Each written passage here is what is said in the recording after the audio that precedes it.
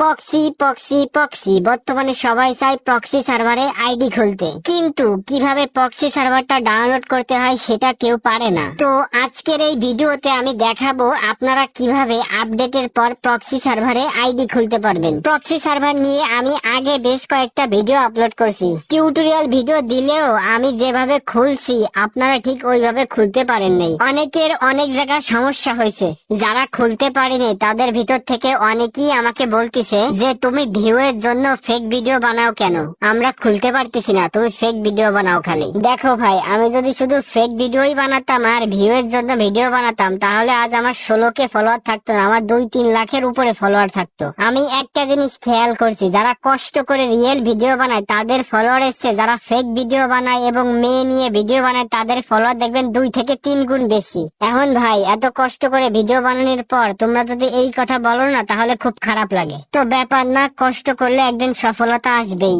অনেক বকবক করছি, এইবার চলেন ভিডিওর দিকে যাওয়া যাক। আপনাদের মনে আছে আমি কয়দিন আগে 2টা প্রক্সি সার্ভারে ডাউনলোড টিউটোরিয়াল দিয়েছিলাম, একটা হলো আস্তুতে আর একটা হলো কিবোমোর্জ প্রক্সি সার্ভারে আপনারা